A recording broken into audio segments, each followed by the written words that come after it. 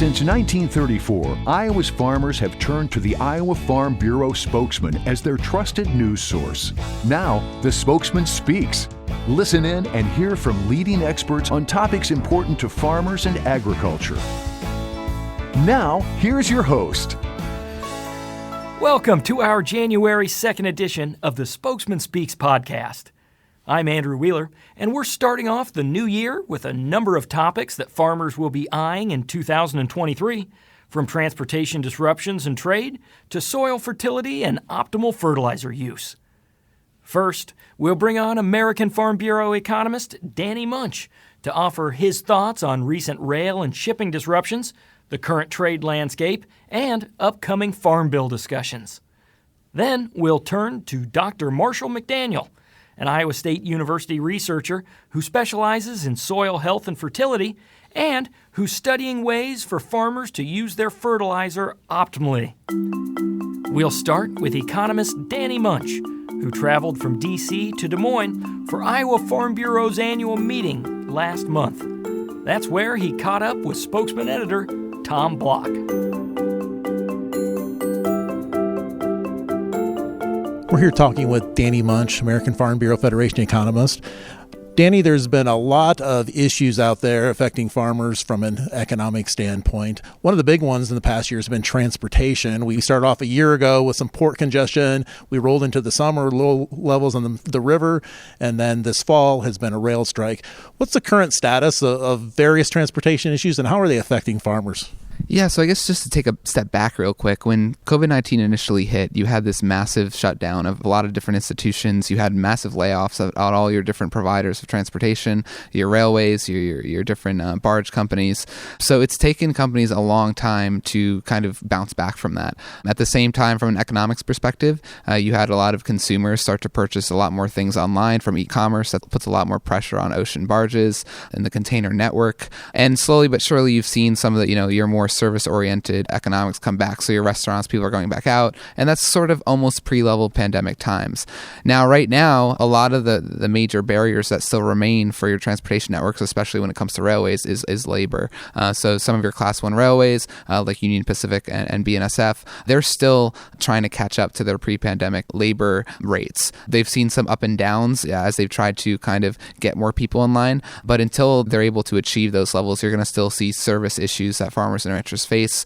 Some of the numbers that we look into, one statistic in particular is unfilled grain cart orders. And what an unfilled grain cart order is say a grain elevator ordered 10 from BNSF and BNSF was only able to deliver 3, then 7 were unfilled for that week. What we found was, between last year quarter 3 and this year quarter 3, there was an increase from around 1,000 unfilled orders to over 17,000 unfilled orders. So farmers and ranchers not able to access some of those containers to move their product, that ripples down the supply chain. It can put livestock operations at risk that need feed, a stable supply of feed from, your different grain operators. So that's one thing. On the ocean barge side, we've seen lots of improvements. A lot of the reports have gotten better. We've seen some of the capacity shift from the West Coast to the East Coast. New Jersey and New York are now ranked number 1 as far as processing cargo versus it was California last year. So you've seen some of that capacity shift.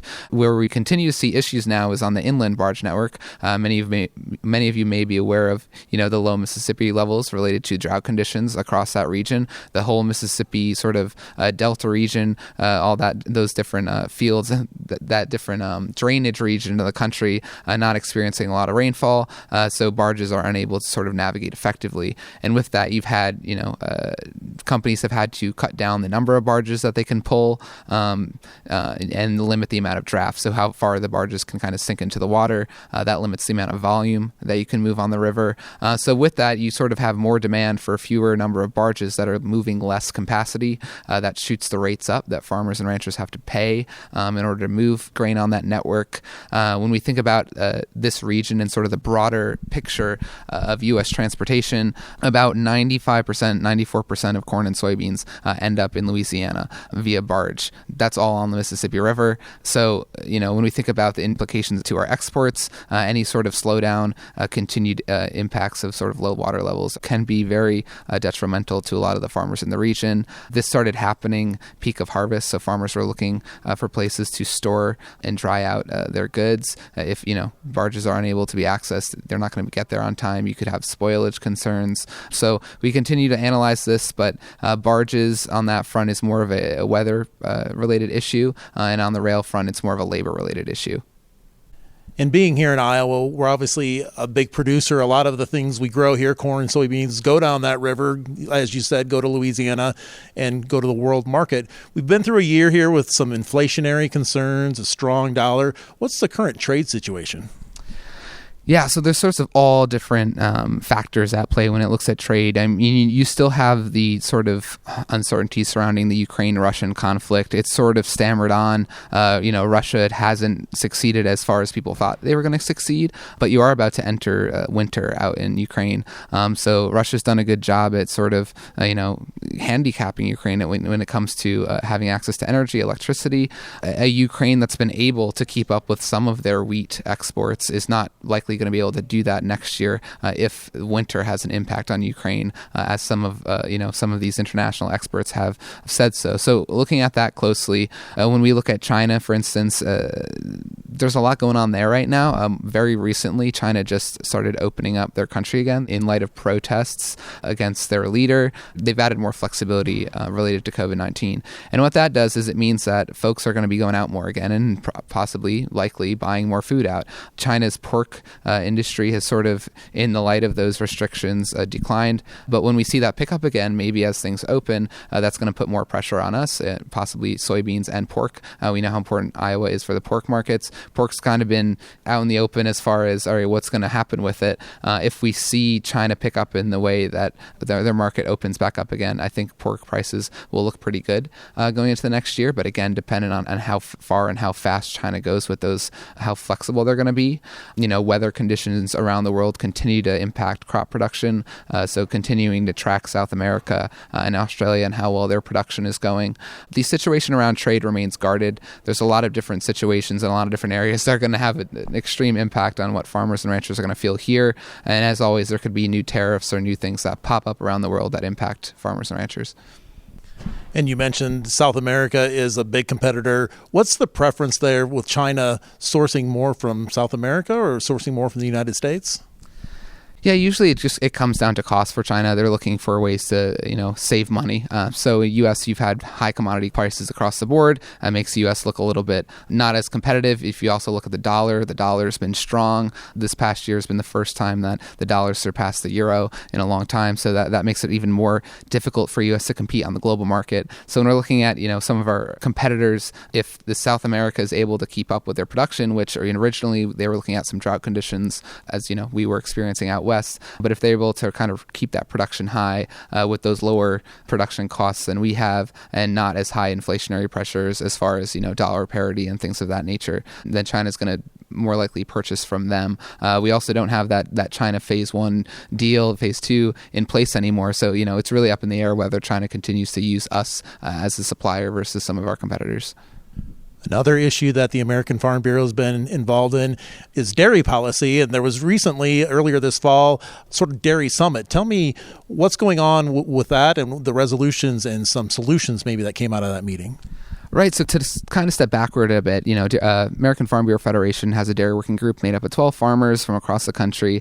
And last year, they reacted directly to a call from Secretary Vilsack to bring the industry together. He basically said, unless you guys get in a room, USDA is not going to do anything on dairy pricing. And when we think about dairy pricing, we're talking about federal milk marketing order hearings and sort of all those things that have to, occur through USDA hearing changes related to milk pricing.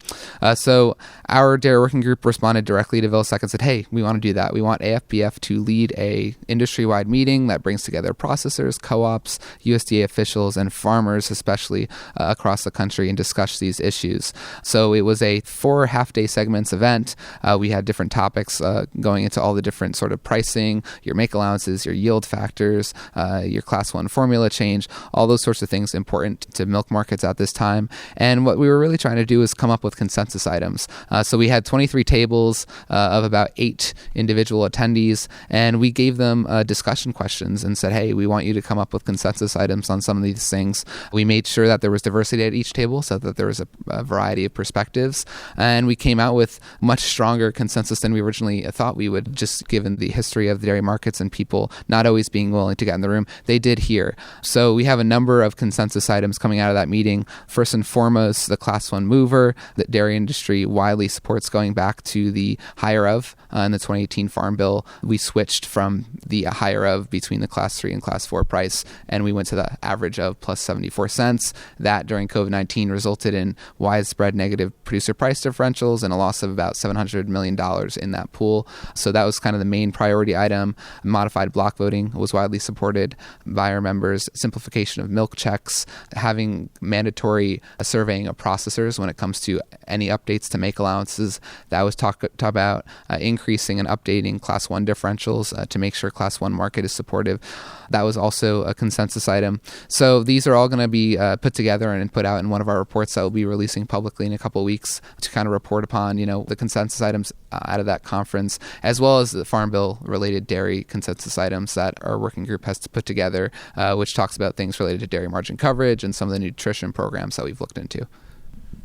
Yeah, and you mentioned the Farm Bill, and obviously the dairy policy would be a key component of that, but also that's the Farm Bill itself is one of the big pieces of legislation farmers hope to see passed next year. What do you see on the horizon? Economically, we have a new Congress, split control with the Republicans in control of the House and Democrats still in control of the Senate. So how is that all going to shake out next year? Right. So when it comes to Farm Bill this year, post-election, we have a split Congress, basically. So, it's going to have to be a bipartisan result. We're going to have to work with both sides of the aisle to get things done. And that's what Farm Bureau wants. We're proponents for keeping nutrition in the Farm Bill. We know that keeping nutrition in the Farm Bill brings ag issues to congressional offices that might exist in urban areas, and it keeps us in the conversation. So Farm Bureau is definitely supportive of keeping nutrition in the Farm Bill, keeping it as one act together. We know that there are a lot of challenges ahead. We know that Republicans being in charge of the House, there might be callings for, more fiscal responsibility, return to that, calling for government cuts. There's less spending. So when we look at, increasing some of these programs, Farm Bureau supports, there may be challenges there. We do know that in generally expanding insurance risk management opportunities, that's huge at Farm Bureau. We know just recently, specialty crops and the ability to protect against risk, regardless of what crop a farmer chooses to grow, is very important to us. Looking into how you can kind of change and update programs because of inflationary pressures, that's been a hot topic of us. But generally, just trying to navigate sort of the new challenges in the new Congress, as well as combining our historical priorities, is going to be kind of how we approach the next few months.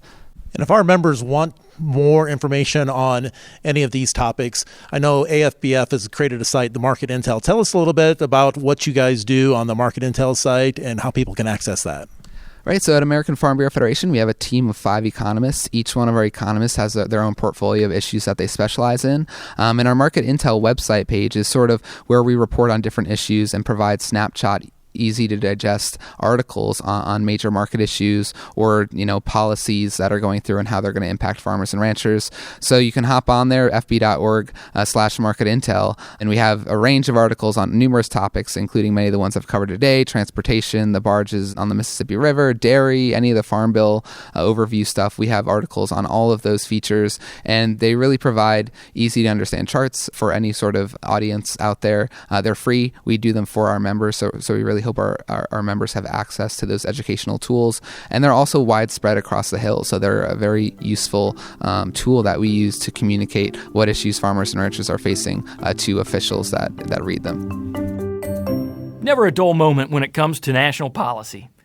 We appreciate that update from Danny. And as you just heard him mention, the team of economists at the American Farm Bureau is regularly releasing new information to keep you up to date. You can find the link to that American Farm Bureau Market Intel series in the notes for this podcast episode. Next up is Dr. Marshall McDaniel, a soil science researcher at Iowa State University, who also presented at Iowa Farm Bureau's annual meeting earlier last month. Soil fertility and optimal fertilizer use have been particularly hot topics of conversation in recent years, And with the sticker shock of current fertilizer prices, that's especially true today. Spokesman reporter Corey Munson caught up with Dr. McDaniel at our annual meeting to gather a few insights. I'm joined today by Dr. Marshall McDaniel. Thank you so much for joining us. It's my pleasure. Glad to be here, Corey. So your focus at Iowa State is really soil fertility issues. Can you tell us, kind of in real world terms, what that means? Yeah, so soil fertility is limited nutrients in plants and providing those nutrients through management and managing inputs to meet plant demand and needs. And there are essential nutrients and what we sometimes call non-essential nutrients that are beneficial nutrients. And so it's a bit of chemistry, it's biology, a little bit of physics too. It's kind of all the sciences combined in applied nature and applied science. Well, that's really interesting. And today we're talking on the sidelines of Iowa Farm Bureau's annual meeting. And we just wrapped up a panel on fertility and specifically fertilizer use, trying to find ways to limit use in the fields and maybe save a few bucks in the process. So how does your research into plant fertility directly impact fertilizer use? So that's a great question, Corey. My research program, and by research program, it's my students and postdocs that are doing all the hard work.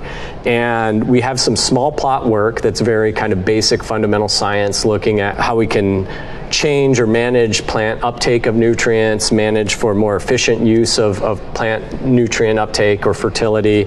And then there's a lot of work we do with commercial growers on farm research where we do strip trials. So these are trials out in a field where they might be the width of equipment for that farmer, and we will do different nutrient rates or we do cover crops. And we're looking at understanding the management practices, including timing of the right rate, going back to the 4 R's, right? Yep. Rate, timing, placement, and source. So looking at variations of all of those, but also what's now called 4R plus. So also other management practices that increase that fertilizer use efficiency, and farmers can become even more efficient and innovative in using fertilizers like nitrogen more efficiently. I assume that includes no-till, low-till, cover crops, stuff like that. You bet. Yeah, that's just the tip of the iceberg. So no-till is a big one we've looked at. We've looked at using cover crops. Cereal rye is the most common in the Midwest because it's winter hardy. Mm-hmm. And we've also looked at kind of non-traditional soil conditioners, if you will, kind of byproducts of some other industries in the Midwest to kind of improve soil fertility and soil health in general. Are there some real-world examples that you've seen where this sort of research has really paid off in the fields? Can you kind of give us an example? So we have a long-term experiment comparing corn-soybean rotation with synthetic fertilizer to a 4-year rotation of corn, soybean, oat, alfalfa, and manure. And that experiment's been in place for 20 years. Just recently, we published a paper of the benefits of soil health, and many of these benefits include aspects of nitrogen fertility and soil fertility. So to answer your question, we're just starting to kind of understand these because long-term experiments are very difficult, one, to fund, but also to maintain longer than kind of a usual career's length for a faculty. And so I was lucky enough to have this long-term experiment or inherit it and gain it from Dr. Matt Liebman, who is a professor emeritus at Iowa State University as a weed ecologist. And so that's one thing we've learned, that nitrogen is in more what I would consider slow release forms. But we've also seen that the overall yield is higher. So corn, for example, 6% higher on average across the 20 years of that diversified rotation. Soybean yield is even higher, 20 to 23% higher across that 4-year rotation compared to corn-soybean rotation, the business as usual. So that's just one example. There are many other combinations of cover crops, longer rotations, reduced tillage, as you mentioned, and other innovative practices that can increase soil health, which Soil health is the ability of those soils to do many things like supplying nutrients. That's one of them. That's one benefit or function of soils. Storing carbon. That's one that's a hot topic now. Sure. Storage of water. Provisioning food, fiber, and fuel, right? Which is what the whole enterprise of agronomy is about. So I think of all those things as kind of under the umbrella of soil health, and we're monitoring how farmers are making decisions and what practices are kind of pulling on those levers, increasing one function or benefit of the soil versus others.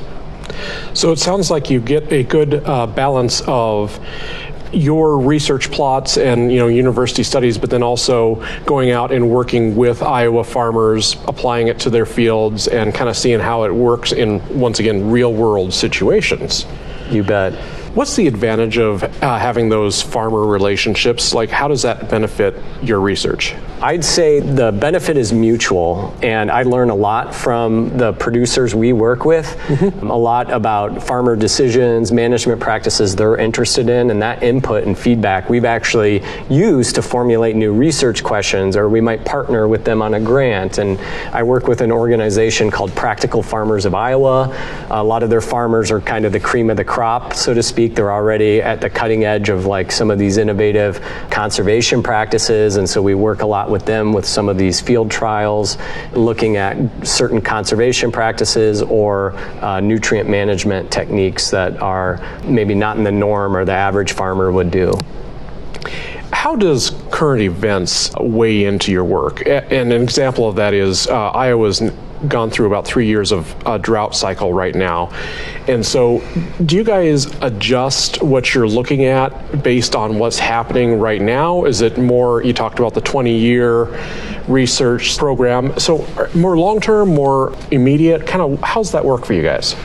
Yeah, that's a major player in our, forming our research questions and deciding on the treatments or ways to look at it. And there are a couple different ways. You can use kind of a going backward approach and look at, especially in that experiment we just talked about, a 20-year experiment, you could look back at the climate years and how, in this case, the example, the 2-year rotation performed with the 4-year rotation. Another form of research that actually we're working with Iowa Soybean Association on is they've invested some money to help us create these drought shelters. We call them rainout shelters. We're still coming up with a clever name for them, but we'll roll these out over the research plots and look at how that 20 years of management practice that has built up soil health, we've documented the soil health benefits, how that might buffer against changes in climate like drought, a droughty summer, as I mentioned. In Iowa, we know that the springs are getting wetter, the summers are getting more variable. You can get a wet summer, but you're also just as likely to get a very, very dry summer. And so we're looking at manipulating the current day growing season and seeing how past management might help buffer yield and other components and how soils function under projected future climates.